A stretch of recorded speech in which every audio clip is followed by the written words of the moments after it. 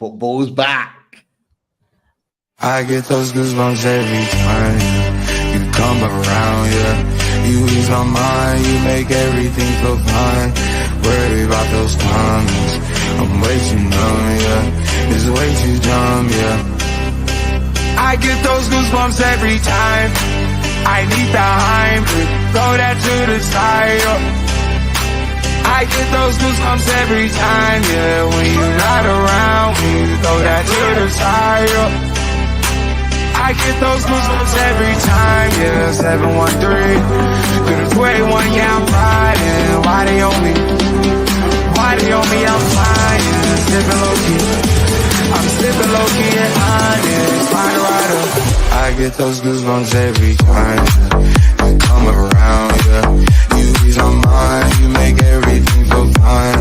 Worry about those times, I'm way too numb, yeah. It's way too dumb, yeah. I get those goosebumps every time I need the hype, throw that to the side, yeah. I get those goosebumps every time, yeah. When you're not around, when you throw that to the side, yeah. Good evening, everyone, and welcome to Loaded Mag NUFC. We're back. Football's back. Chris. Oh, I'm so glad. But mate, football is back. We said we were quite well rested and ready to tackle this. But how you feeling now? Football's back this weekend, mate. Made up, yeah. It's like for me, like literally, football is back. You know, I think I've made it clear, haven't I? During International Week, I kind of go into hibernation. I kind of like switch off. It's a little break for me, really, more than anything. And yeah, really, really pleased that the footy's back. Obviously, a little bit of pressure this weekend because I think we really need to get back onto winning ways. We haven't won since the first game of the season, so a lot of pressure against a very good Brentford side. But now looking forward to tonight's show with Lewis. You know, one of my favourite away day guests. So yeah, really looking forward to talking all things Newcastle and Brentford. But yeah, very, very excited, mate. Good man, and a new little backdrop for you tonight. Yeah. So I'm in London. Yeah, someone's noticed I've shaved my beard, so I've had a shave. Jimmy called me out last time, so I thought, you know, got to make look the part. So yeah, lost the beard, and yeah, I'm in London at the minute. So with work, so yeah, different backdrop, nice hotel. So yeah, it's nice. Yeah, might have to do a little review every time we see you in a different room, different hotel, different city, and that's little old work review. But great to have you on as always, fella. And of course, the Brandy and Blaze boys are back in business. Or are we? I can't have it in the room, so gotta wait to go outside. It's there in spirit. It's there in spirit. It is. But yeah, the goosebumps are in. We're buzzing for Saturday. And everyone else is, and welcome to everyone in the chat. That's a Brett C. Welcome in. I think he was the first one in, actually. Jordy 2 for life, as always. We're going to call her 7 o'clock Lisa from now on, because apparently she arranged the show for 7 o'clock. So 7 o'clock Lisa is in the house. Mock Todd, Dan's in the house, and many more. Obviously, our the spanner, Tom Dixon, the likes of Leon is in the house. Welcome all to the show. Get your questions in for Lewis. And of course, we don't have an away days without having a fantastic guest. And it's an absolute pleasure in just a second when he returns, because I can see that he's making his way back to the screen. Welcome Lewis from Besotted Bees. Let's get him in. How you doing, Lewis? Yeah, I'm good. Thanks for having me back, Pete. And lovely to see you again, Chris. I know that you say that about all your guests, so you know, I'll take it with a pinch of salt. Only the good ones, Lewis. You know what I mean? Oh, only yeah. The good ones. Yeah. But it's a pleasure to be back on. Thanks for having me. No problem. Great to have you back on. And look, we're talking about it before we went live, Lewis. It is a massive game for both teams. That's for sure. I mean, just looking, I'm not gonna lie, it's not good reading if you're a Newcastle fan, but the table as it stands right now has us in 14th. Only 4 games gone, of course. But Brentford, 6 points on the board, 8th in the table. What have you made of your start, Lewis? Was it to be expected? Disappointed? What are your feelings? Well, it always looked like quite a good opening. So we looked at those 4 games before the international break, and the first 3 games were all against teams who lost their star striker. So we started off against Spurs, ended up with a point against them. We definitely had the better of that game. And then on to who was second? I'm not sure it's second or third. Oh, Fulham away without Mitrovic. And again, we got a bit lucky with a penalty and red card combination decision. But we'll take that. And we ended up strolling that one quite comfortably against the local rivals at Craven Cottage, which was fantastic. And then we drew, as we always do, against Palace, this time without Zaha and Elise. We've played them 5 times now since we come up, and no one's won yet. And then final game before the break was a really good game, in fact, against Bournemouth, end to end. But again, we had the better of that. We hit the woodwork 3 times. Really should have wrapped up that game, but. Yeah, so actually, I think there is a case. We're unbeaten, but with a little bit of the rub of the green, we could have actually be sitting on 12 points now. Apparently it's our best ever start in the Premier League. It's only our 3rd season there, but we're a point up on where we were last year. But I think we all recognise that the challenge really starts at the weekend against you lot. This is by far the most difficult game we've faced. So we'll have to see. I mean, I don't know if you guys set much store by expected goals, something Brentford fans with all the stats that our owner believes in look at quite closely. But we're top of the Premier League when it comes to the amount of good chances that we've created so far. So I think worries about missing Ivan Toney have been proved to be unfounded so far, and it's early days. You only need an injury or 2 and suddenly we'll be desperate for him back, but we haven't lost since his ban started, which was 3 games before the end of last season. Other players are stepping up, so I'm pleased with where we're at. We've had a couple of injuries, which are months rather than weeks, to a couple of our kind of squad midfielders, probably not players who'd start, like Josh Da Silva and Shandon Baptiste, both very good players, but both probably not in our starting 11 regularly. So the squad is suddenly looking a little bit thin. So that's a concern, and that we will be tested, no doubt, during the African nations as well, because we lose 2 of our strikers, Mbeumo and Wissa. They head off to play with Cameroon and Senegal. So I think everyone's realising that we just can't cope with too many more injuries, really. But I'm pleased with the start. No, that's fair. I have to say though, I put those fixtures upon us on the screen, and the Brentford at home and the Bournemouth at home. I'm not going to lie, Chris will know this. They ruined my bets those weekends. I'm like, I had you guys dead certs to win those 2 games, especially at home, and it was a surprise that you didn't pick up the points because your home form has been so good. So it was a little bit surprised, but you're still in 8th, as you said. You've not been a bad start considering Ivan Toney and the rest have kind of not been there. But Chris, how do you assess Brentford? Before we get into sort of looking at Newcastle, how do you assess Brentford, and what are your thoughts kind of going into this game about Brentford coming to St James's Park? I think they're a dangerous proposition. I really like Brentford. I'm a big fan of Thomas Frank. And you know what? I think so far, I mean, Lewis, it may be early days, but I think so far they're really coping well, with Ivan Toney being out. Like, I'm a big fan of Brian Mbeumo. I think he's really hit the ground running. Thankfully, I had him in my fancy footy team, so I'm very happy with him. Everyone does. Yeah. So yeah, I've got Brian and Bremo and Wissard as well. You know, Wissad's really kind of come to the forefront as well, which is fantastic. But Brentford, to me, they're just now, and I suppose this is the best compliment I could pay them, and I hope Lewis takes it as a compliment. You know, I kind of see Brentford now as kind of a strong, steady Premier League side. Like, you know, if you said to me at the start of the season, where do I think Brentford would finish? I'd say anywhere between maybe 8th and 13th, something like that. Yeah. Like, you know, I think they're strong, they're solid, and I think obviously when they've got Ivan Toney up front as well, that gives them that little extra edge.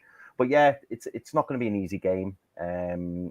Thomas Frank, as I say, sets Brentford up really, really well. And really, you know, they've got plenty of positives, as Lewis has already said, coming into the game. You know, they're unbeaten. Probably should have a few more points on the board. And they will fancy coming to Newcastle because we've not had the best of starts. And you know, Thomas, if I was Thomas Frank in the changing room anyway, I'd be saying they need to win this game, so the pressure's on them. We've just got to turn up and see what we can do. So I think it could be a potential banana skin. As much as people see it and go, oh, you know, it's Brentford, you know, we should manage to get 3 points against them. I don't think it'll be as easy as that, you know, against a very well-drilled and hard-working side. Yeah, I think that's an absolutely fair point. I have to say though, you know, a lot of Newcastle fans are saying, this is a win. It has to be a win. You know, is it a must win in your eyes? I know you've kind of touched on it. Is it a must win after those 3 defeats? Against Man City, against obviously Liverpool at home. The less we talk about that, the better. And then obviously the really poor performance against Brighton. Is it a must win in your eyes? You could argue it is really. I know it's early days. It's only the 5th game, but I think if we were to lose this game or even draw it, I worry that this snowball effect could really continue. We've already heard people call him for Eddie Howe, which is utter bonkers. And I've even seen some articles recently which I don't believe whatsoever. People are saying that well, the owners have given Eddie his full backing and they're right behind him and all that. Like, is that even a conversation yet? Is that even we've played Aston Villa, we've played Liverpool, we've played Man City, and we've played Brighton. It's not like we've played like the bottom 3 clubs or anything like that. So I think everyone's jumping on the bandwagon a little bit too soon. And I think once we get to winning ways, which will hopefully be at the weekend, we'll be the confidence will be back, and hopefully we'll start playing a lot better. But to say it's a must win, it's teetering on being a must win, because, like I say, I think if we draw or we lose, the media are going to be all over it, and people are going to be then starting to question Eddie Howe, and he's got it. Well, I know we'll probably get to it later, Pete, but there's some big decisions to be made this weekend because he's got to get it right. You made a great point. And look, we will get to that. We will get to that tactics board. We will discuss it. That's for sure. But firstly, just before we move on, Kamal, great to see you in the chat. Sorry to hear that you've, that you're recovering from COVID. Hopefully, it's a quick recovery and you're back up and running very, very soon. But great to see that the loyalty that you can't miss in the away days, and you want to be part of the boys, chatting all things Newcastle. And obviously, people in the chat, the likes of Lisa, 7 o'clock Lisa, should I say, and Gary are saying, get well soon, and we echo those sentiments. Hope you well, fella. And great to see. And I could be wrong here. I've not seen to coin a phrase in the chat for ages. I haven't. So welcome back. Yeah, well, welcome back to Coin a Phrase. Normally that just pops straight out. I always see when to coin a phrase is in there. So great to have you back in the chat as always. And N9 is in there right behind him as well. Good evening to you too. Look, we'll get onto some Newcastle chat just shortly, but Chris, you've touched on it already with regards to Ivan Toney. We'll bring it up now, and we'll throw. There's a question from Tom Dixon that I'm going to throw out to you, Lewis, because there's been lots of speculation about a number of different clubs, and it's like, look, with Newcastle being linked with Ivan Toney, where do you think his future will lie when he does return to play? And I think it's around January he's back in playing. Now there has been a lot of like, you know, reports about him. I don't know if anyone's seen his 2-hour interview. It is sensational. It is it's been out for quite a while now. I don't know if you've watched it, Lewis. Or Chris. Yeah, I have. Yeah, and we did a special podcast on it on Besotted. It was brilliant. But what was really interesting about it is that so I want to get your opinion first before we get into the nooks and crannies of it all. But you know, could he come back to Newcastle? Is he going to even leave? What are your opinions? I think he will leave, and I think he'll leave in January. And the podcast that you're talking about with the interview made it fairly clear that he is keen to put himself in the shop window. He's recently changed, I think, upgraded his agent. I don't know the names of who he was with or who he's with, but it sounds as though he's really trying to up the ante on making it clear to different clubs that he's available as soon as they come and get him. And the talk seems to be about Chelsea, who obviously, if they've got a pulse, they will offer 100 million for. So we're not disappointed about that. But I think his head's moved on. I think he's probably done his time at Brentford now. And I think as long as we can get a decent valuation for him, and, you know, there's talk of Chelsea perhaps ready to offer 80 million. You know, I think as long as we get a good price for him, then we'll take it and move on, and we'll wish him well. You know, he's been such an important part of our last couple of years, not just for what he's actually achieved on the pitch, but for the leadership qualities, the kind of don't be scared of anyone type attitude that he brings to his football. That rubs off on the other players.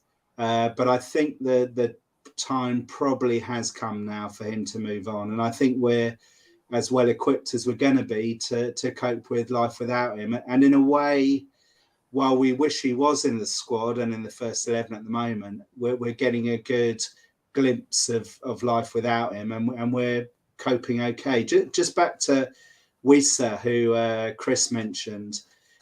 I did some slightly nerdy calculations that showed that if you look at the relative stats of Toney and Wissa, and you take Toney's unbelievable spot kicks out of the equation, Wissa gets goals more quickly than Toney does.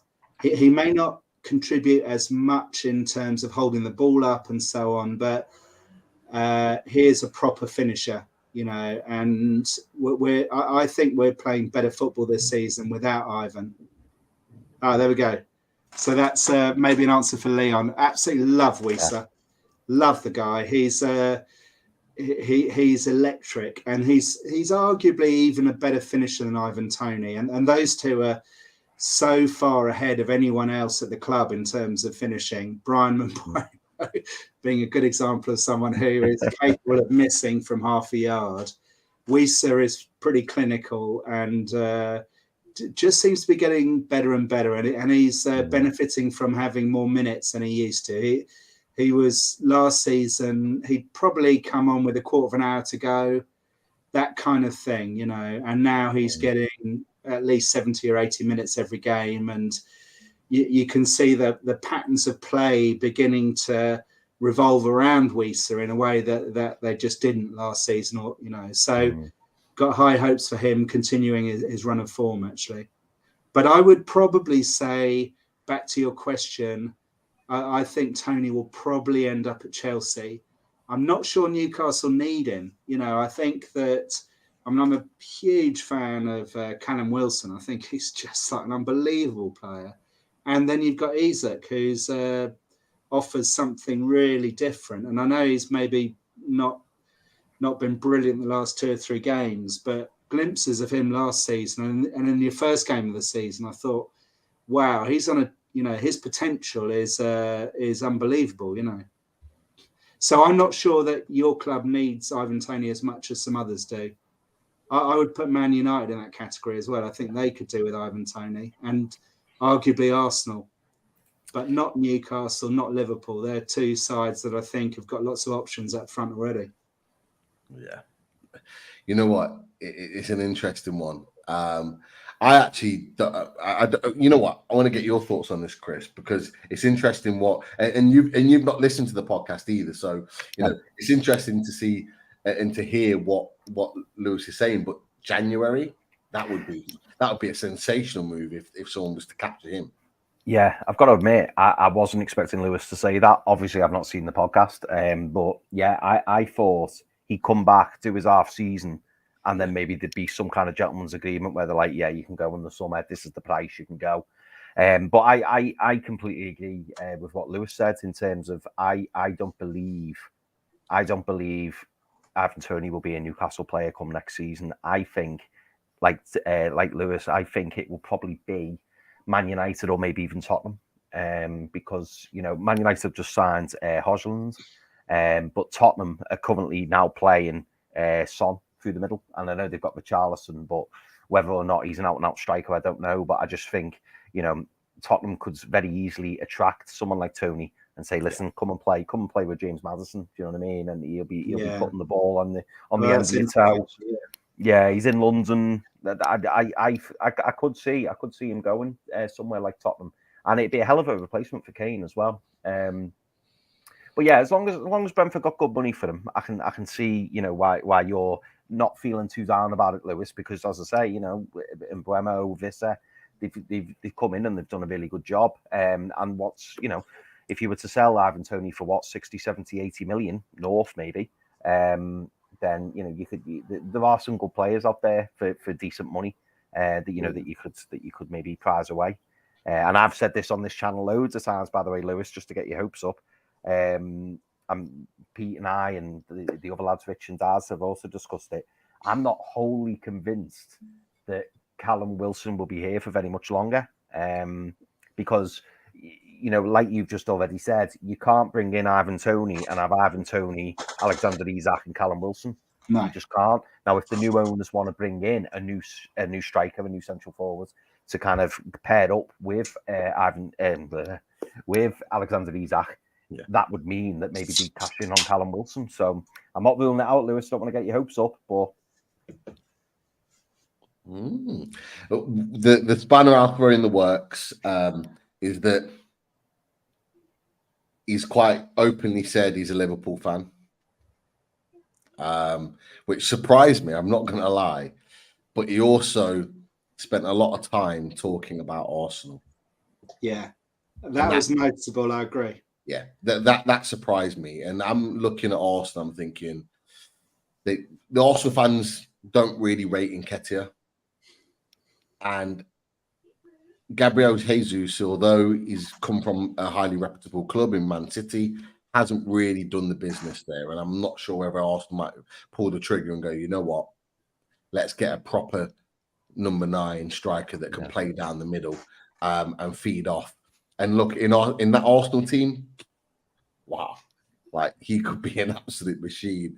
And that could be the difference. He could be the difference maker in terms of putting them in the title picture, genuinely, is winning the title. But you boys have made great points, Chris, when you threw Tottenham into the mix. I agree 100%. But he's going to have every team looking at him. And Lewis, you made the point that Chris, myself, and the boys have mentioned, we don't necessarily need Ivan Toney. And to be fair, there's people in the chat that are saying, I wouldn't take him. There's someone else in the chat, can't remember who, Craig Lee said, I'd rather even Ferguson before Toney. There are other options out there for us sort of looking long term, which is an interesting one. I'm sure we'll continue to discuss it. Before we move on to the next section, there's another player that me and Chris are aware of, but I'm not sure how much you know about this young man. And it's a young man that I think you're right in saying, Lewis, has gone into your B team, and it's Benjamin Frederick, a young African centre back. Look, how much do you know about Benjamin Frederick, Lewis? Yeah, not much at all, to be fair. I've seen, I saw an interview he'd given when he arrived, but he's not, as far as I'm aware, gone into the first team squad, which was announced this week. I think he's been earmarked for a year, maybe 2 years in the B team. We also recently signed a really promising South Korean centre back as well, who's been really highly talked about. I think he's probably a similar age to this guy. But I mean, that's actually one area at the moment where we're really strong. You know, we've already got Ben Mee and Ethan Pinnock, who were real foundations of our success last season. We paid 20 odd million for Nathan Collins to come from Wolves, who gives us something a little bit different. He's right-footed as well, which is good. So I think, injuries aside, we're pretty. You know, it's going to be difficult to dislodge any of them three, really. Particularly if we play two centre backs as we do for most of our games. We'll probably play 3 against you. When we play against a really strong side, we tend to go 5 at the back, and I expect that that's what will happen on Saturday. But yeah, I mean, it is clear from a quick chat with you before we came on air, Pete, that he's highly rated as far as people you know are concerned. So I'm quite excited about that. Definitely. Chris, you know the score because you're on the show.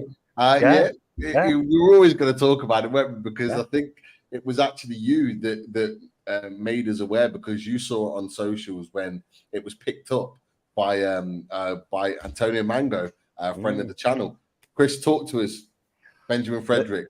Lewis, like, I don't know, I'd be excited if I was you, because we had Antonio Mango on, top fella, and he does a lot of scouting all around Europe, all around the world, really. And he looks, you know, for promising youngsters. And it was funny because we did a show with him, weirdly, when I was in London in a hotel, not this one. And we did a show anyway, and, you know, we were saying to him, he was naming all these names. He was coming up with right backs, centre backs, left backs, you name it. And right wingers as well, I think. And then at the end, we kind of said to him, of all the players, like, who's the one that you think, you know, is the most exciting? Who's the one that, you know, you think, like, maybe the bargain, or the one that, you know, should go for? And he said Benjamin Fredericks. And wow. Yeah, and then when you signed him, I was thinking, oh no. And you signed him from a club that his initials are NUFC. Because I remember when Antonio. Too late, Chris. He's gone. He's with us. Yeah. So when I seen he signed, I thought, damn. So I'm really, really intrigued to see how he gets on, and it'd be interesting, you know, if he does manage to, you know, break into that first team, because it'll be exciting. Yeah. Well, you've got me excited there. Anyway, I can't wait to tell the rest of my lot about him. Actually, okay, that's really interesting. He's come signed from Nasarawa United, so the NUFC of African football. So I've just got the little tweet that Antonio Mango put out. He put leadership, modern day centre back, technically polished, tactically astute.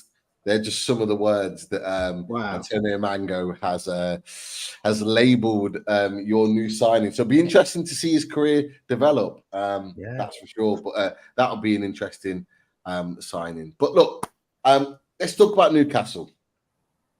Chris, I've got your opinion on Newcastle and what you think going into this weekend. Lewis, Newcastle United, you know, has this start of the season surprised you? Has this raised your confidence levels coming to St. James's Park on Saturday evening? You know, what do you make of Newcastle United at the moment? Well, I saw your game against Villa, and I was really impressed. I've got to say that was phenomenal.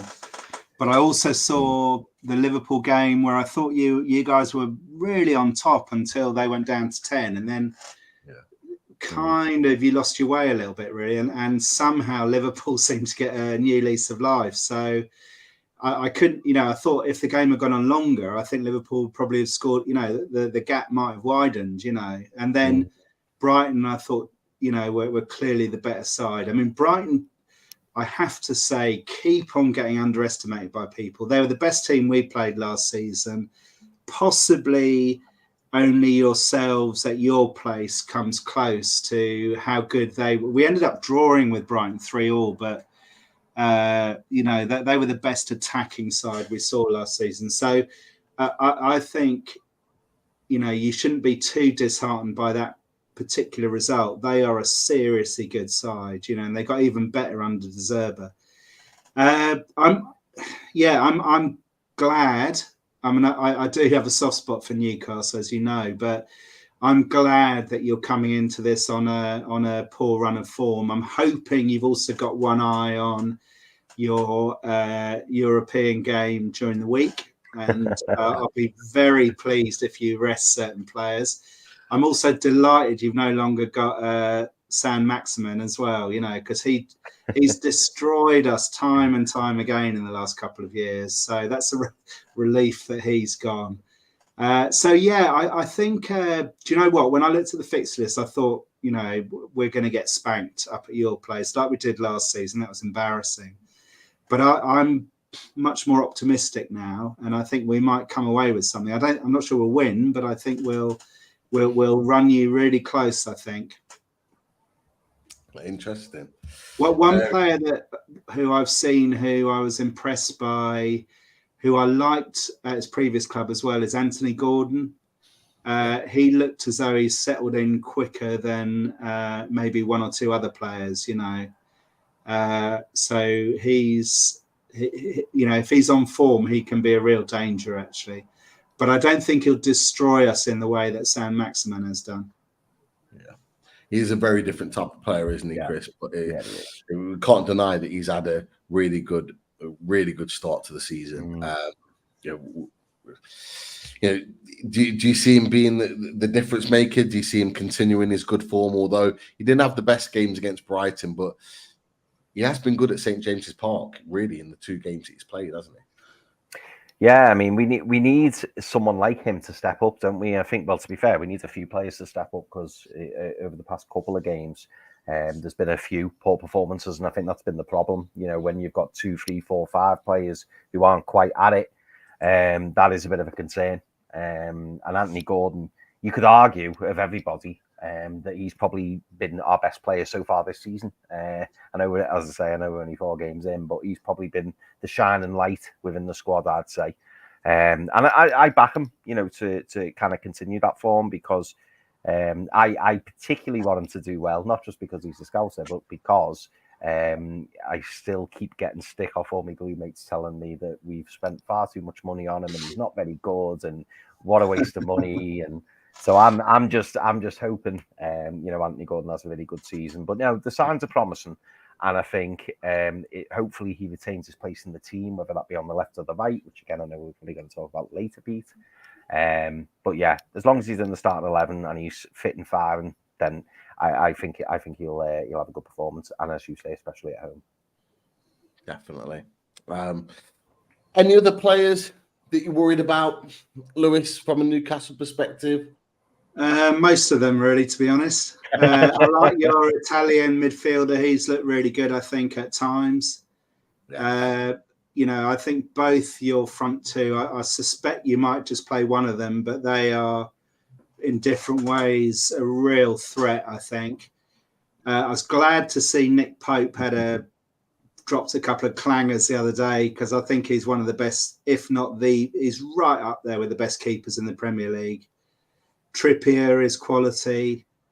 I thought Shaw looked really poor, actually, against Brighton. Looked like he'd given up at one point, actually. So hopefully we can cause some problems with him if he's off form. I mean, your team is, it's a step above what Brentford can offer, I think. But we might just catch you, not cold, because I think you'll be absolutely up for it after the Brighton game. But if your confidence is a little bit low, there is one eye on the European game. We might just go up there and steal something, I think. And we're playing pretty well. We're creating a lot. Definitely. We've got some players that we know are quality players, but maybe just not playing at that level yet. Great to see the unscathed and no injury concerns, although there was initially during the international break that these boys are on their way back to the Toon together. Miggy, Bruno, and Joe Linton. There were some concerns about Almiron, but I believe, didn't watch it because it was too late and I needed to go to bed. But I do believe that Miggy played in the second game after concerns in the first. Bruno, Joe Linton more so because he came off, I think, against Brighton because we thought he was injured, and then he went and played for Brazil in the international. So I'm assuming he's 100% fit because I think if you remember us saying, Chris, like if he's not 100% fit, he shouldn't be playing. Yeah. So the fact that he went and he played says to me that he should be. And I don't know if you agree with it, coming back 100% fit. Well, I hope so. I mean, he only got like 5 or 6 minutes, didn't he, at the end? So I wish he'd had like a half or maybe 60 minutes or something. But the fact that the manager's even thrown him on the pitch would suggest that he's going to come back fit. Because I think we do need Joe Linton, and a lot was spoken about, wasn't it, of his fitness and was he ready and should he have played? And only Eddie Howe knows that, and Eddie Howe doesn't strike me as somebody who would take a risk on someone like Joe Linton. I think if he played, he was obviously past fit. Was he as fit as he could be? Maybe not, but he wouldn't have risked him, I don't think, unless he was ready to play. And let's not forget, we have got some other players who could have slotted in. You'd probably prefer Joe Linton in there, but if he's not, as I say, fully fit to play the game, then I don't think he would have. But yeah, he'd be a massive miss if he was out of the team. So the fact that he's trained with Brazil all week, had a little cameo at the end, that would indicate to me that he's okay. Yeah, fingers crossed. And can I just make a point about Almiron? Because I went out to the States to see 2 of the 3 Brentford games. And the second game we played was against Brighton in Atlanta. And you lot were playing afterwards. I think it was against Villa. And he got a goal. And it's one of the loudest noises I've ever heard because he used to play for that side, didn't he? That's right, yeah. That was against and Chelsea, the local fans, Atlanta. Yeah. The love that they had for him was extraordinary, actually. It was a brilliant, brilliant moment, No, brilliant. It was special, to be fair. Awful defending from Cucurella, but he dispatched the chance superbly. And yeah, he's adored there. The Atlanta United fans absolutely love him to bits. But yeah, hopefully, from our perspective, we get some of the same, in the next game. But that's depending if he starts. However, we've got over 110 in the chat. Welcome all to the channel. If you haven't clicked the like yet, let's get to 100 likes straight off the bat. So we've got over 100 in the chat. Thank you for watching all. There we go. Hey. Chris all knows the score.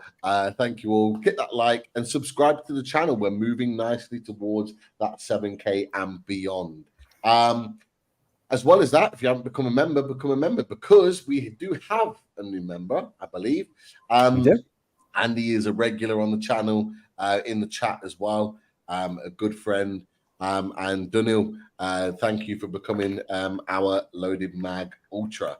So if you want to become a member, become a Loaded Mag Ultra, you know what to do. Now, I was going to go to the tactics board because I was thinking, I didn't know where he is. I've not heard from him. I didn't know what was going on. And then, like magic, he appears. So we're not going to go to the tactics board. We're going to look at some stats. Darkness falls across the land. The midnight hour is close at hand. Creatures crawl in search of blood to terrorize your neighborhood. And whosoever shall be found without the soul for getting down must stand and face the hounds of hell and rot inside a corpse's shell. The foulest stenches in the air, the funk of 40,000 years, and grisly ghouls from every tomb are closing in to seal your doom. And though you fight to stay alive, your body starts to shiver. For no mere mortal can resist the evil of the thriller.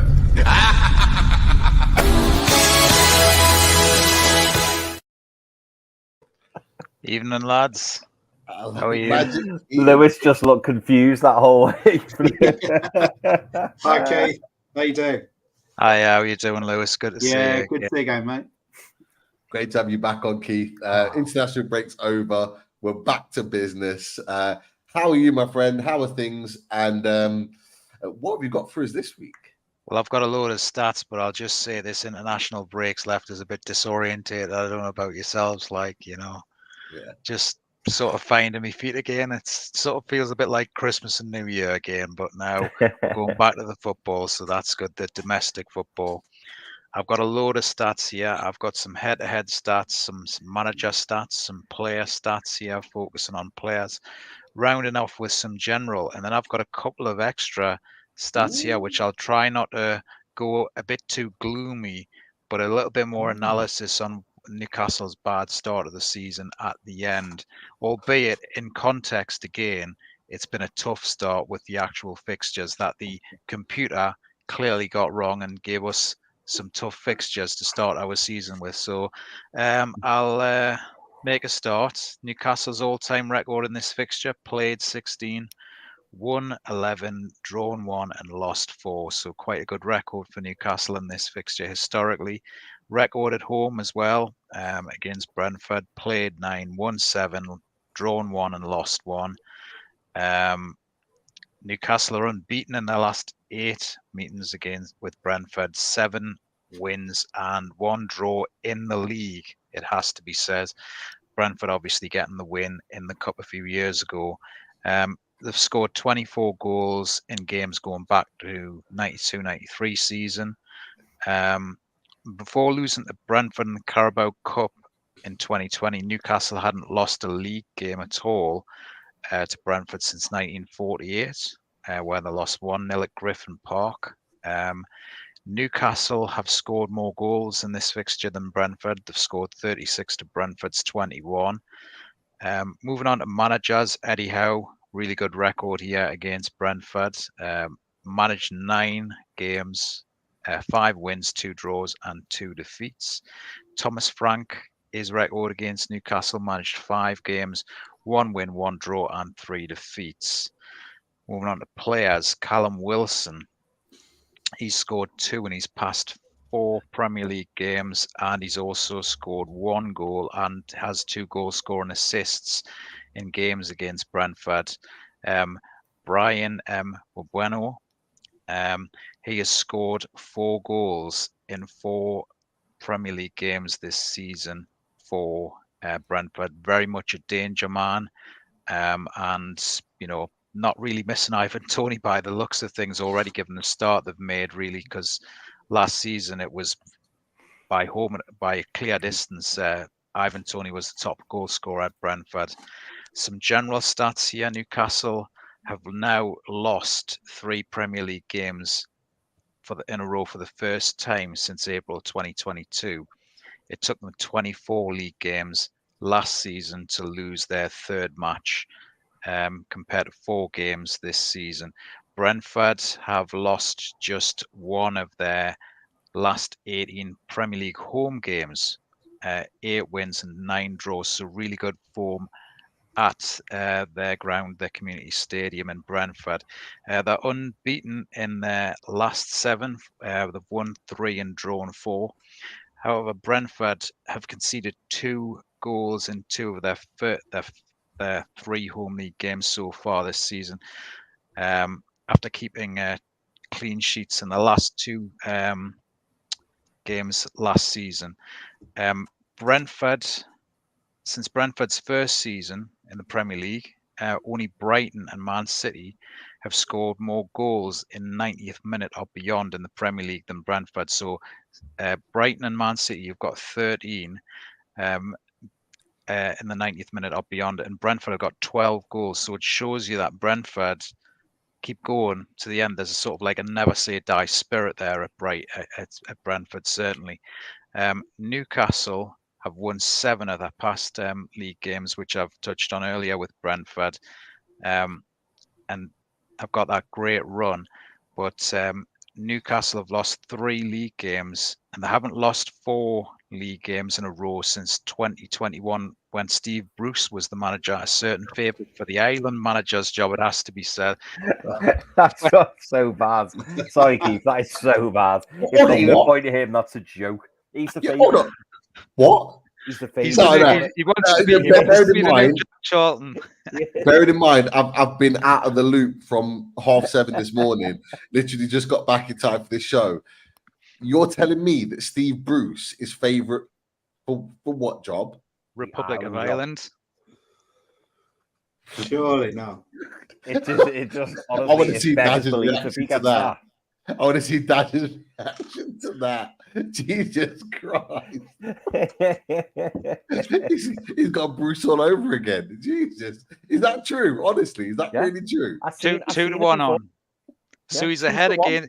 He's ahead of Chris Hooton, who actually played for the Republic of Ireland. And he's actually a good manager. Yeah. Oh no. And he's ahead no. of people like Roy Keane, who obviously played for Republic Ireland. I know Keane's been out of a job for a long time, but there's some people who have closer connections to the Republic of Ireland than Steve Bruce. I mean, is Steve Bruce going to say that his grandma or his dad or somebody was half Irish or something and try and get a shoe in over there? Yeah. I can't You believe see, that. I've always been Irish. I've always loved Ireland. Oh, that tickled me. I'm sorry. I can't believe that. Oh my God. I thought I would lighten the mood there in the stats there, halfway through the Definitely stats. did. You did well, Keith. But when Newcastle, I'll just continue again. When under Steve Bruce in that run, when they lost 4 in a row, Leicester, Sheffield United, Aston Villa, and Arsenal in a 9-game winless run in the Premier League back then in January and in December 2020. Brentford's have only been beaten once in their past 11 Premier League matches, 6 wins and 4 draws, and only a 1-0 defeat against Liverpool in May. Brentford have beaten Chelsea, West Ham, Tottenham, Man City, and Fulham in this run. So they've been playing really well, Brentford, at the end of last season and this season. They've won their past 2 away games in the Premier League at Tottenham and Fulham, and they could make it 3 in a row for the first time in the top flight as well. Despite remaining unbeaten with 1 win and 3 draws, Brentford have dropped the most points from winning positions in the Premier League this season. 6 they've dropped, drawn against Spurs, drawn against Crystal Palace and Bournemouth, despite leading in each of those games. The bad start of the season stats for Newcastle, I thought I would prepare these for you guys just as a bit of an analysis as well. So opposing teams have found it easier to play through Newcastle's middle third this season. Currently, only Bournemouth have allowed opponents to complete more passes between their defensive and midfield lines than Newcastle. Just 5 clubs have had more players who bypassed by the opponents than Eddie Howe's side this season. It's around about 2 metrics, but it was much higher for Newcastle last season. And Newcastle rank 18th for passes played into the box, having ranked 2nd in the Premier League last season, which indicates the midfield balance hasn't been right. And I think that was on display in the Brighton game. There wasn't very many clear-cut chances or shots created, was there, in that game? I thought I would as well, when we're talking about the midfield here, and we'll really miss this guy, I was thinking we'll miss them towards the end of last season. Joe Willock is another reason why things ain't working in the midfield. Willock, I found some stats on Joe Willock as well. Joe Willock among the top 5% of midfielder across Europe's top 5 leagues over the past year for assists. The top 2% as well for progressive carriers of the ball and in the top 10% for most successful take-ons, and the top 7% as well for the blocks per 90 minutes against teams as well. So it shows you what an all-rounder Joe Willock is, and not having him in that side, what a difference it makes to Newcastle. That rounds off the stats for tonight. Superb as always. Brilliant, Thank mate. you. Keith, superb. And you know what? You've ended on a really interesting note, because a lot of people have been saying just recently about Joe Willock and how much we've missed him. And I think that those stats that you've mentioned, I think absolutely hit the nail on the head. I think they're absolutely spot on. And how long is it now? Because that we're going to be until potentially he comes out of training and back in the team. Because I think I heard recently there was an extension to the injury as well. I think that, or something along those lines, where he was going to be out for some time, and then there was a bit of a setback. Yeah, the setback. Yeah. I don't think we know. I mean, we've seen him in America, haven't we? Getting fit. There's a picture of him on a bike, doing a bit of jogging. So he doesn't look a million miles away, but is he realistically 2 or 3 weeks away from being match fit? I don't know. We'll see. But now an interesting one. I had to throw this up piece. I didn't want to put it on when Keith was doing his stats, because we'd already interrupted his stats laughing and joking. But Lisa said, "How's the Guinness, did you say?" No. Yes. That will be the case. Oh, man. There'll be a T-shirt of that. Yeah, that'll be what happens. The Irish, right? If this actually happens and he gets appointed, there'll probably be what they complain about. They'll not realise there'll be a bit of a sort of subdued feel to it. They'll think there isn't a problem. Then about a few months into the run, a few games in, a few internationals, they'll start realising the garbage football it is, and then there'll be a bit of a backlash, and then before you know it, the catchphrase will come out with the Irish twist of "How's the Guinness?" You see, where as soon as the backlash starts. Oh God! If he gets that Irish job, like every footballer who ever exists should get his agent. Whoever his agent is, every footballer should get them, because how he just continues to keep getting all these jobs is just like, it's mad, isn't it? He gets laughed out the building, and then he just gets another job. Have you seen his podcast with well, it's not his, it's Sam Allardyce's podcast, and he's on it. Have you seen it? Honestly, is it the performance one or something? Is it the tippy tappy? Isn't it? Yeah, that one. That one is Sam Allardyce's podcast, and he is obviously one of the guests on there, and they're talking about his time at Newcastle and all the rest of it, and giving all the spiel. But you got like Sam Allardyce saying, "Yeah, you're not finished yet. You've still got another job in you." Blah blah blah, and then people are encouraging him to still work. Guy's finished. He was finished before he came to Newcastle, and he's finished now. Who could ever leave Newcastle, go to a guaranteed promoted, who were a yo-yo team in all due respect in West Brom, who was in the top 3 or 4 in the league? The playoffs, weren't they? They're in the playoffs, and then take them to the bottom half. Yeah, no, he's the only manager that can make that team that was almost guaranteed promotion that season, like literally a million times worse. And then the fella who replaced him came in, and then they went back up. Yeah, as soon as he left, he went back up. Let's just say as well that Steve Bruce, if there's one thing he did achieve, it was uniting Newcastle and Villa fans, because the Villa fans started to feel sorry for the Newcastle fans. Yeah. Like, you had the bringing up on phone, and I actually feel really sorry for the Jories. Yeah, exactly. Yeah. Telling us about their stories of training in Grealish and all the rest of it. Some of the old background stories of how he used to train the players and treat the players, and it was just like, it was that mirror image. Let's just ask the question here. I mean, would you take him at Brentford if there was a scenario where Thomas Frank were to leave? No. You don't need to expand on it more than that, really, do you? No need. Short and sharp. Right. I do want to move on. I just want to, because I'm wary of time.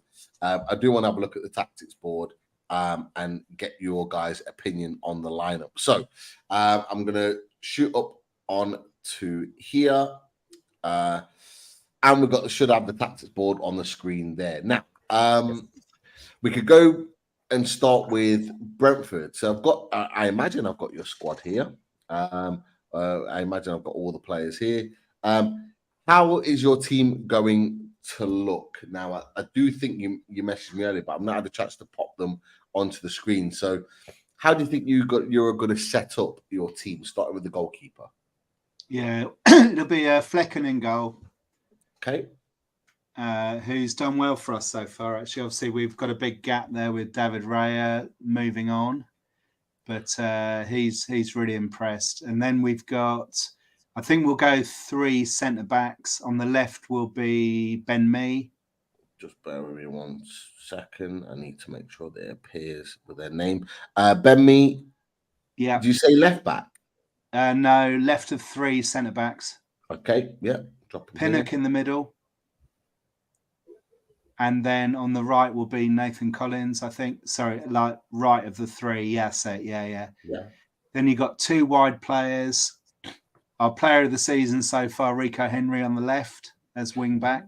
Very good player. Really good player. And disgracefully overlooked by England anyway, but don't get me started on that. And then right wing back will be Aaron Hickey, who did well for Scotland the other day, I thought. One of the few good players there.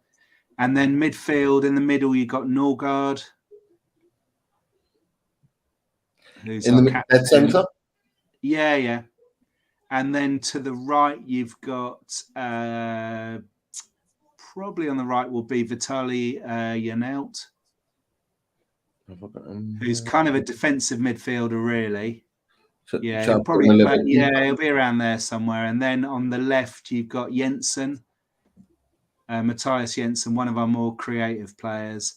Further up, slightly. Yeah, a little bit further up, probably. That's about right. And then up top, you got Wissa playing pretty much through the middle, and you've got Brian Mbuemo on the right. Okay. I think it'll be something like that. Okay, looking a little bit like that. Would your wing backs potentially playing higher up the pitch? Yeah, Henry much more than Hickey. Okay, so if I move... Yeah, that's about right. Interesting, because it gives us an outline of where maybe their starting positions are likely to be. Yeah, really interesting. From a Newcastle perspective, Chris, I'll come to you, and then Keith, I want you to critique Chris's prediction on the starting lineup. Now, this is the interesting one. And Chris, you mentioned earlier on in the show that there are decisions to be made. So, anyone in the chat, put your opinions in about your starting lineups in line with our boys, with Chris, Keith, and myself, starting lineups that we're going to put in place. So, start us off. So just to be clear, is this what I think is going to be the lineup? Yeah. Well, what you think? What you think? Stroke with what you want.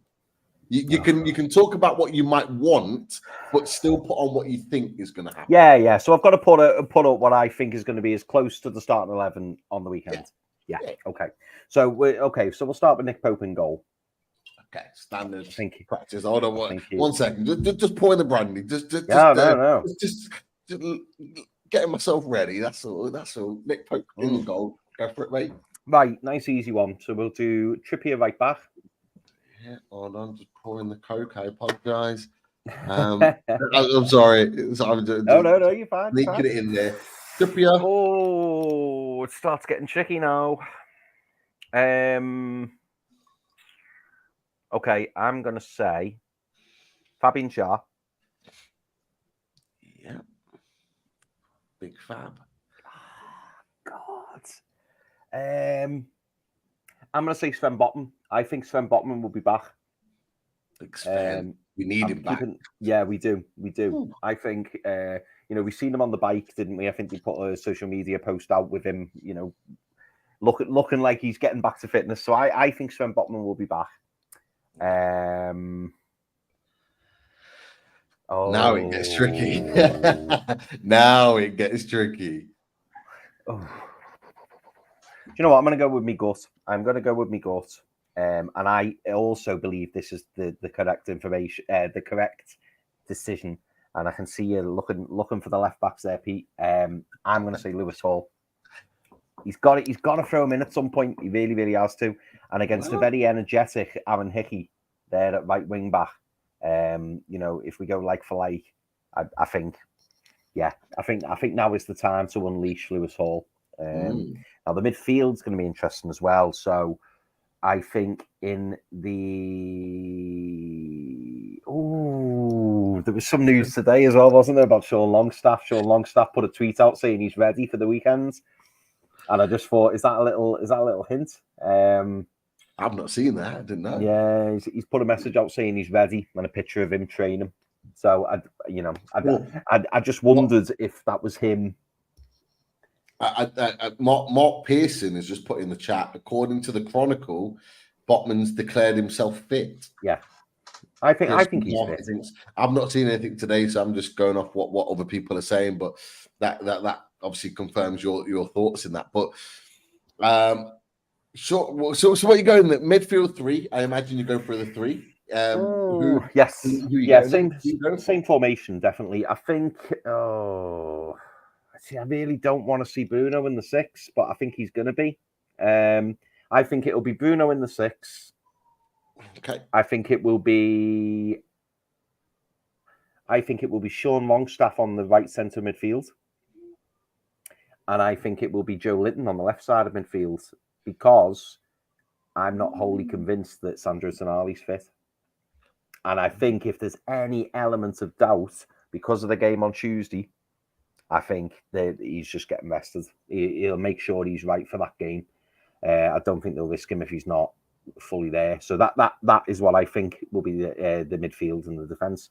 And then forward line. Tricky. I think Alexander Isak, after his goal for Sweden, I'm going to stick with Alexander Isak, and I think Eddie Howe will. I really want to say Anthony Gordon on the right, but I'm not wholly convinced. No, I will. I'll say Anthony Gordon on the right and Harvey Barnes on the left. Okay. I know Miggy played, and Miggy wasn't there a bit of doubt about Miggy? He had an injury or something, but then they said he was fine. And I thought, think he played in the next game as well. I think that's I mean, really, that front three, I've got to be honest, that's probably what I'm after. That's what I'm hoping for. But I do actually think, now that we've seen Eddie put Gordon out on the right for a short period of time during that Brighton game, I wonder whether he's now going to go, do you know what, let's give him a little run there and see what happens. And I think it's time. I think it's time to unleash Harvey Barnes, give him a start, get him in there. And that's not to say I'm not happy with Anthony Gordon, but, a few people in the chat are saying Jacob Murphy. I mean, Keith, how far off am I there? What do you think? Yeah, Preston, certainly. I agree with your keeper. That the back four was along the lines of what I was thinking. If Botman's fit, you have to go with Botman. Really, definitely. And it's a question on the right side if you go with, on the left side, if you go with and you stay with Hall, in that decision, or if you push Burn back out to the, and I'm just wondering if Howe will actually do that, if he'll actually just, go on with what he knows and needing to get a result, if he'll actually stick and push out, if he push Burn out to the left side. But I agree with your points on Hall, Chris. I would like to see Hall be given a chance. What better chance when you've got this big, busy period of fixtures coming up with the League Cup as well as the Champions League? Then Lewis Hall, he's been training with England, the England seniors. He's been fitting in well with Newcastle. Why not give him that chance now? But I'm just going with what I think in my head. Yeah, I think he'll go with what he knows, and Hall might be playing a part in the game, but it might be Burn that might start it. Again, I think with your comments on Longstaff, definitely bring him back in as well. We need him in there really. I think Tonali, I think it's unfortunate, but if he isn't fit, I'd be more inclined to think that Howe might want him to be in the AC Milan game. Yeah. And he'll personally want to be in it, won't he, Keith? He'll personally want to be in it. Absolutely.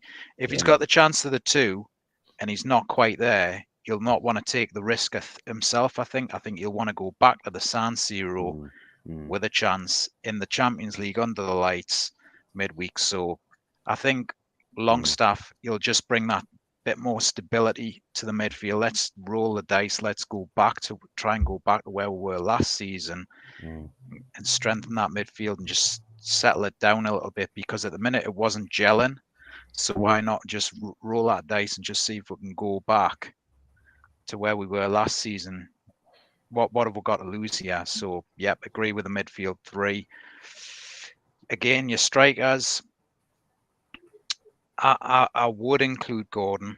In recent shows I've said about Gordon, he's starting to settle in now.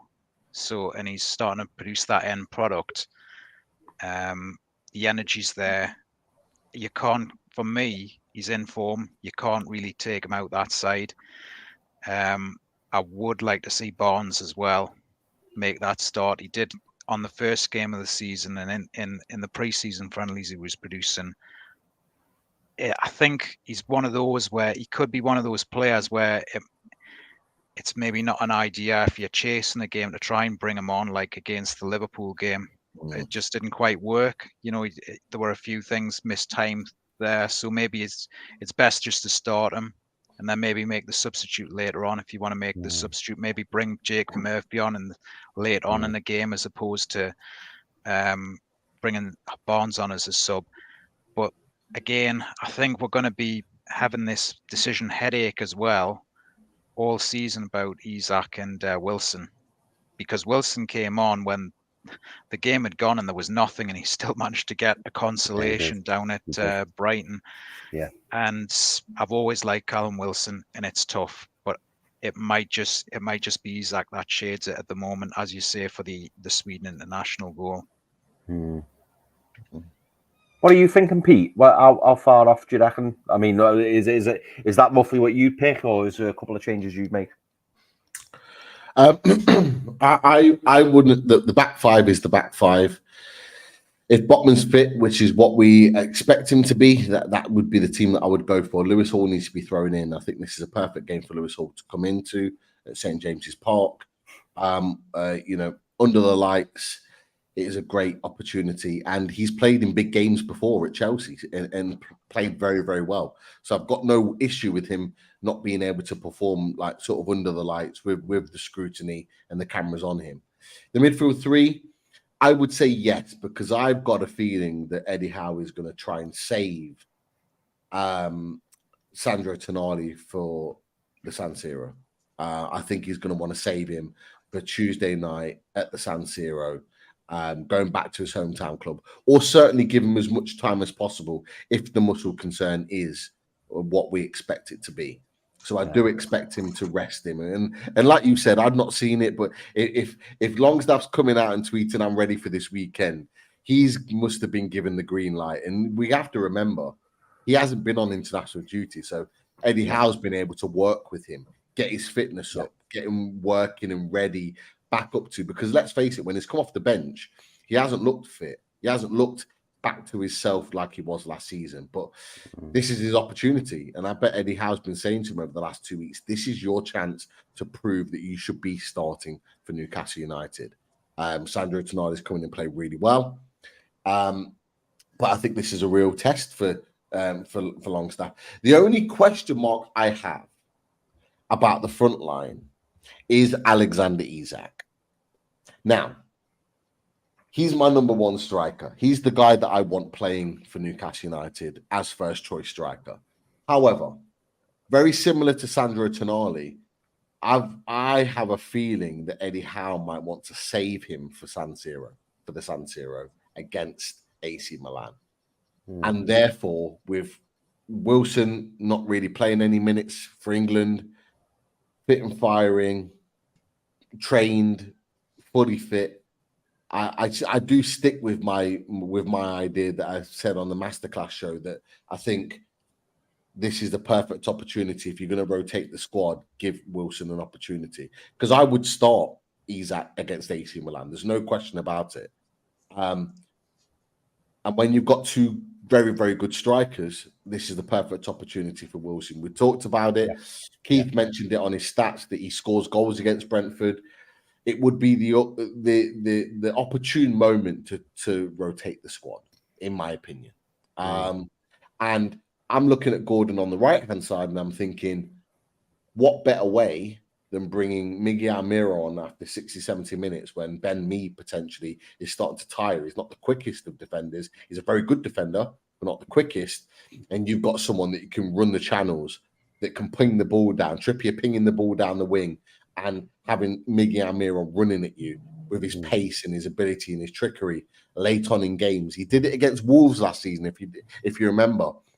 He got dropped and he came on a sub and scored the winning goal at St. James's Park after the clanger that Trippier and put together.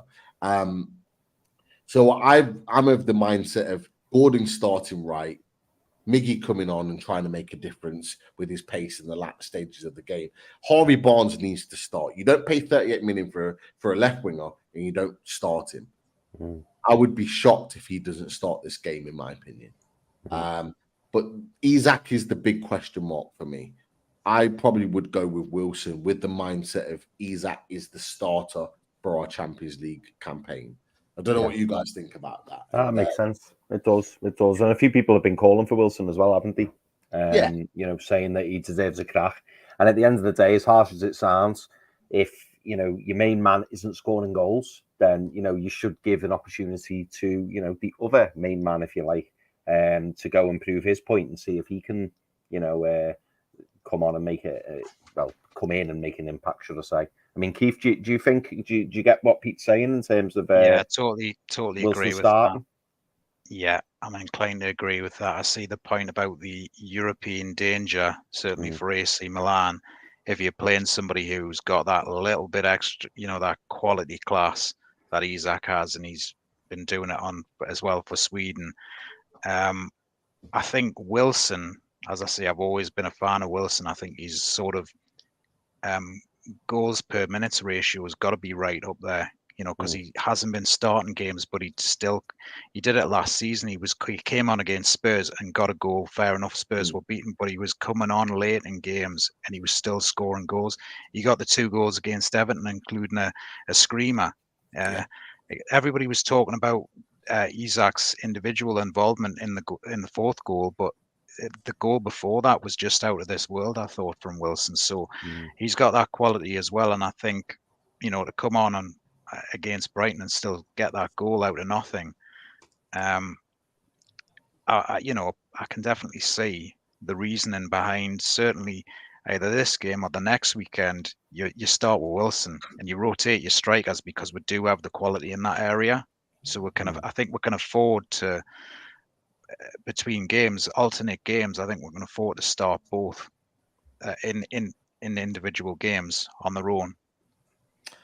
Definitely. Lewis, just before we wrap up with the tactics board, from a Brentford point of view, where do you think you can hurt us looking at that team that's set out now and looking at your team and the way it's set out? We tend to be stronger down the left, but I think Trippier is very solid there. The other thing that's worth mentioning is that when we play at home or when we play 4 at the back, you get one of our new signings coming into the side, Kevin Schade, who is like shit off a shovel. He is the quickest player. He's even quicker than Rico Henry. So he will come on, and when he does come on, he'll play on the left. And the prospect of him and Rico running at Trippier might cause you problems, I think, you know. Back to your discussion about your centre forward, I'd prefer you to play Isak at the moment than Wilson. You know, I hope that Isak does start, actually. But I think we might get some joy down the left. And then you've always got something special that Brian and Bumo might be able to pull out of nothing, you know. So, and if Hall is making his full debut, maybe we can get some joy there. I don't know, but I think it'll probably come down the flanks. I think we'll our threat will be.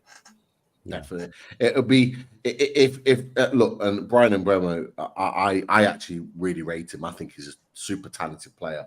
I go back to the goal he scored at the Tottenham Hotspur Stadium last season, on that right hand side. We whipped it into the far corner. It was a superb finish. But I know you mentioned that he misses chances from close range and he misses sitters that Wiesa doesn't. But I actually love the all-round play that Mbeumo, and actually, there has been small circles mentioning that Mbeumo has been linked with Newcastle in the past, and I wouldn't mind him as a player bringing into that squad. But if Lewis Hall, which we know he is, he's an attacking left back. When he plays in that position, he likes to get forward, and it's whether he can exploit these positions here, because you know Lewis Hall is going to take up that position here. He's an attacking left back, and it's whether he can exploit that. But for me, if Sven Botman's 100% fit, I think that will be a really good matchup, because you've got, you know, Sven Botman is good with those big physical type players because he's big and physical himself. But it'd be interesting to see how he deals with a smaller, more trickier player in these little positions here. Wiesa against Shaw is going to be interesting because he's got pace. And this is the one thing that Shaw, sorry about that, Shaw that doesn't have. He doesn't have that pace in that area. And Chris, you know, Keith, you know, on away days, we've talked about the lack of pace in that particular area. And you've talked about Rico Henry. He loves to exploit that, and that's the area. However, Trippier likes to play himself forward. Is he going to push Rico Henry back? Because he likes to play in this area and play these balls forward. Now, what will be really interesting from a Newcastle perspective is this connection here between these two, because we haven't really seen it. We know what Trippier and Almiron are like, but we don't know what these boys are like. And actually, it could actually work out better, because Gordon can cut inside and he can go outside. He can use both feet. And it'd be really interesting to see if a tricky winger like Gordon, who's at the top of his game at the moment and playing really, really well, can give the run around to Ben Mee. If he can do it to Trent Alexander-Arnold, in all due respect to Ben Mee, he can do it to Ben Mee. And it'll be interesting to see how he adapts to this right-hand side. What I would want to see is him getting balls into either Isak or Wilson, whoever's playing in this position, to make those runs in here. But this area is the key here. And we've talked about it before. Keith, Chris, we talked about it before Brighton. We talked about it after Brighton, Chris, a lot in terms of Bruno Guimaraes needs to stay here. This is his position. Whoever's number 6 doesn't vacate this position. I mentioned on the masterclass, when we're attacking, he almost needs to stay in this centre circle. I don't want him venturing forward if he's a number 6. Let Joe Linton make those runs in and behind here and in here. Let Longstaff get forward and make the connections. And we talked about those triangles here between the three. Let them do the triangles. Let them connect. Let these boys here, Botman, Shaw, and Bruno Guimaraes, shore up shop and keep Wiesa tight and tied in. That's the key.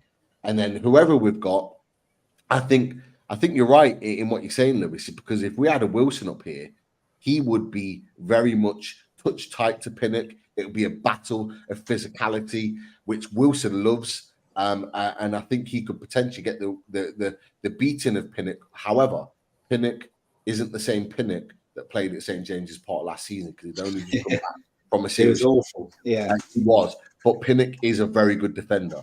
I've watched him since, and he is a good defender. He's a talented player. But I think Wilson could get a lot of joy from that.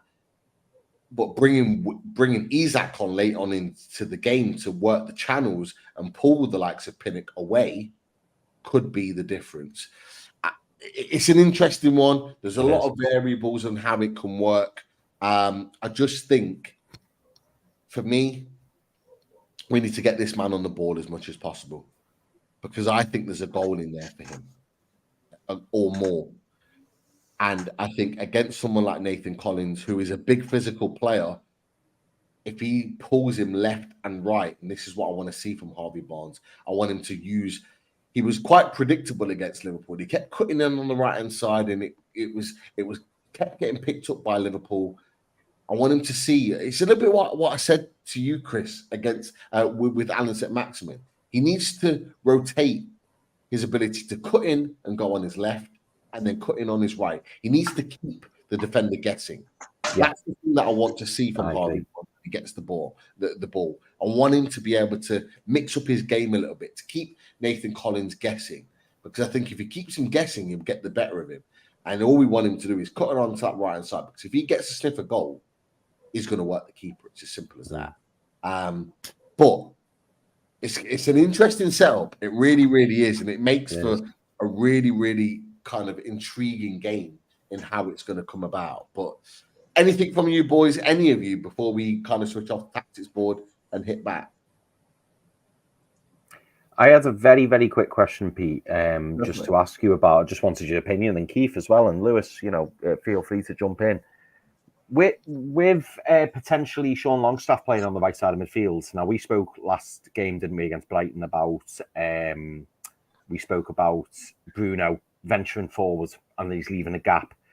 Do you think if Sean Longstaff is on the right side of the midfield, we're going to see Sean Longstaff have that in-game intelligence? And maybe that's me being a bit harsh on Tonali, but I mean in terms of the team. So is Sean Longstaff, if he sees Bruno Guimaraes fly forward, Sean Longstaff's going to naturally just come back into that, deeper lying right-sided midfield position. And I'm just wondering whether it allows Bruno the opportunity to kind of have that little bit more freedom. Maybe the team know, that Bruno does get a bit overexcited and he bombs forwards. And Sean Longstaff, on occasion, will probably see and go, "Oh, better fill in for him. Better tuck in. Intercept the danger. Potentially intercept the danger and sort of think, right, yeah, Bruno's gone from the number 6 role. That's free.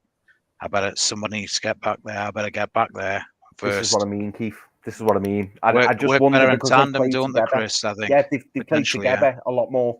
And I think Sean Longstaff, he does the dirty work, and he and I'm not saying Sandro Tonali can't, I'm not saying Sandro Tonali doesn't, but him and Bruno haven't got that understanding yet, and against the top sides. Yeah. You'll see this, Chris. Yeah, this is what I mean. That's what you'll see. And then so the balance of the midfield is better with Sean Longstaff in. Because he reads the game so much better. Yeah. Is that Tonali will stay in his right-hand side position here because that's where he's been told to play. But the good thing and the thing that's unseen from Sean Longstaff is that if he sees Bruno connecting here with normally Miggy and Trippier, Longstaff will just be sitting in this position. Yeah, and he'll just come in and fill the role. And that's the unseen stuff that Newcastle fans don't see. And I remember not last season, the season before, when we relegated Burnley at Turf Moor, I seen that more than ever. Is that Longstaff just vacating his own position to allow Bruno to play there, and them just doing it without thinking. Longstaff doing it, and it works so well. So it's a fair point. It's more than a fair point that you mentioned it. Right, tactics board done. Thank you for all of your opinions, and there's so many opinions with regards to that in the chat as well. Look, we're getting towards prediction time. However, there may be one or two questions that we could throw at Lewis before we get to predictions and round up the show. Absolutely, yeah. So where are we? Get your opinion on this, Lewis. Nice, easy one. So Jordan Team for Life says, Lewis, I know you might not like this, but Thomas Frank is a good manager, but he's had a couple of digs about Newcastle, and I'm sure the fans haven't forgot about him last season. What were your thoughts about those Thomas Frank comments? Did they kind of like go over your heads a little bit, or did you think, "Ooh, it's a bit"? A little bit. I'm not too sure. I'm not too sure what the digs were. Was it to do with the ownership or something similar, or no? It was to do with Alexander Isak. Yeah, it was to do with Alexander Isak, and he said, "Well, if you can bring on a £63 million player." Oh, yeah. I mean, that's a bit cheap from him, and I think that's out of character, to be honest. You know, I think normally he's a very fair assessor of what he's seeing, and he's normally, you know, he's complimentary about what he likes about the opposition. I do remember that comment, and I thought it was a bit cheap, to be honest. But on the whole, he's a good person. He's a good person, and we're so lucky to have him. And what you get from him, I think, always in the post-match analysis and before games as well, is real intelligence. You know, what he's got to say is normally worth listening to. But I thought that was a bit below the belt, really. You know, we all know there's a different financial playing field that some clubs are on, you know, and that was a bit poor, I thought, from Frank. Yeah. Leon Seeley asks, Lewis, since you came up, you've been a solid outfit, and we were talking about that at the start of the show, weren't we? Always just outside those challenging for Europe. What do you think will push you into contention, or do you think you'll actually challenge this year? I think, to be honest, we're still in consolidation phase. You know, I think if we can match what we did last season, I mean, we were unbeaten for, I think it was 18, 19 games in a row for about 4 months, you know, so that took us all by surprise. I think you could say that we overachieved last season. I'd just like us to consolidate this season. I think with a bit of luck, if we keep on playing the way we are, we might threaten for a Europa position, and that would be a ridiculous achievement if we can do that.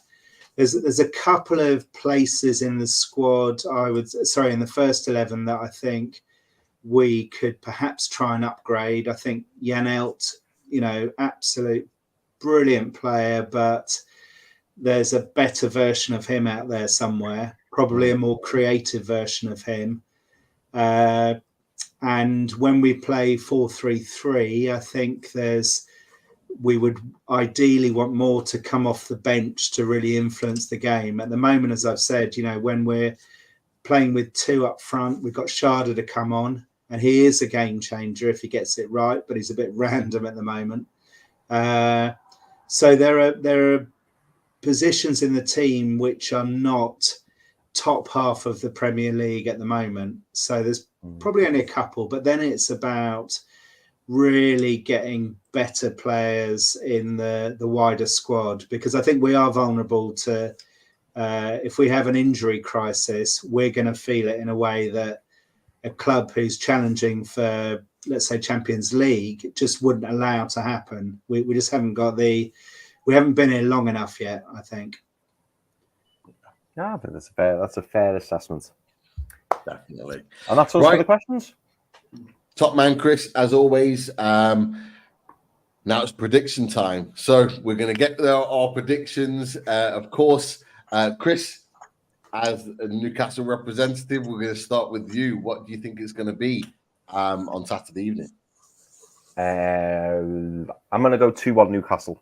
I was thinking about it before. I'm going to say 2-1 Newcastle, and I think it'll be a bit of a nervy end to the game, but we'll just get it over the line. Excellent stuff. Our first prediction to win. Lewis, from a Brentford perspective, what do you think the score is going to be Saturday evening? 1-1 or 2-2. Oh, yeah. I wouldn't have come. I would have said more along the lines of what Chris has just said, until it's just the way that both teams arrive at this game. I think we come into it in slightly better shape. And I'm pleased you've got your biggest European game for God knows how many years following 3 or 4 days later. No, I think that's more than fair. I think it'll be a good game. It'll be a good game. 3-0 Brentford. Yeah, I know. Wow. That's a big statement, that. Wow. Love you, mate. Yeah. Lewis is loving that. When I'm on holiday, do you want Yano in the Doctor Doom seat? If he scores we need more of Yano. If he scores like that, I'm not too sure, Keith. I'm going to be honest. For me, I'm going to go a 2-0 Newcastle win. I think we have to have a reaction. I said it on the masterclass show. We have to have a reaction. We need one. We're at St. James's Park under the lights. War flags the lot. Let's make it happen. But Keith, Double O Stato, what have we got from you this week in terms of a prediction? Yeah, this is I agree with all the points you've made on the panel here. I think this is a must win for Newcastle, this game.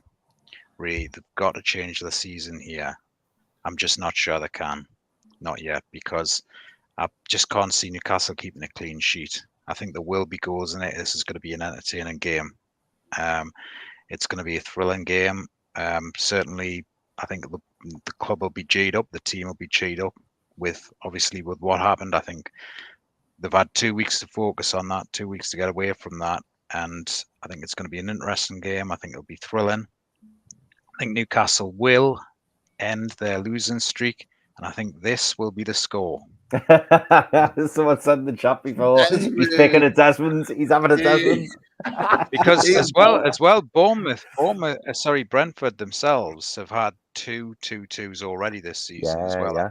4 games. Yeah. So it's going to be a thriller. It could be a 2-1 to Newcastle, but it could also be a 2-2 as well draw. As long as it's not a defeat. Yeah, Craig Lee on the button. He called it. Because we'll all be in a foul mood going to Italy, won't we? On midweek, if it's another defeat, a 4th in a row. Yeah. This is a big game for me. This is the biggest game because this sets the tone for the week ahead. We have to win, in my opinion. Hopefully the boys are ready and we're ready to hit the ground running. But massive thanks to you all. Thank you to Lewis from Besotted Bees. Absolute pleasure for you joining us. Keith, Double O Stato, absolute legend. Great stats as well and great analysis from a different perspective. The managers and all the intricacies that you add in every week. It makes the stats absolutely perfect. And obviously, Chris, the main man, Mr. Hall, the old Brandy and Blaze legend from his hotel room in London, I imagine. Is it London? It is London. Yeah. Quick shout out to our fantastic sponsors. Massive thanks to everyone at the radiatorshed.com. Thank you for your fantastic support. And Lewis and Keith are in jail. We're in jail at the moment in time. And we have to say massive thanks to those. They provide top quality materials made from plate steel, providing longevity. Aluminium rads are very environmentally friendly and perfect for heat source pumps. They offer home survey service and will install if required. And of course, you have to have a massive thank you to H2O Bathroom Design Co. The Northeast's largest suppliers of Vilroy and Botch bathrooms, where Team Valley Gateshead, over 20 years established and ran by the family. So make sure you get down to the showrooms, 11th Avenue, Team Valley Estate in Gateshead. And just a few little snippets of those picks. I'm sure we've got a few new picks coming up very soon. Thank you for all your support. Guys, if you're not a member, hit that blue button. You can do it on your laptop and become a member instantly. $1.99 a month. Dunhill did it today. New member to the Loaded Ultras. Make sure you become a Loaded Ultra as well. Huge thanks to everyone in the chat. Amazing. The likes of Craig Lee, Jordan Tune for Life, Mark Todd, Ian still in the house, as is Lisa, Truls. Fantastic support. Gary V, who's become a bit of a regular. I've noticed him more in the chat. Gary V, great to see you regular in the chat. Get in there more every week, every show. Get involved, fella. Along with the likes of Dan, Mark Pearson, and many others. Thank you all for your time. Pray for 3 points from a Newcastle perspective. But look, Lewis is shaking his head. I'm not having it. But look, guys, thank you all for your time. Have a fantastic weekend. And, of course, we do love playing away. Take care, guys. Have a fantastic weekend. Speak to you soon.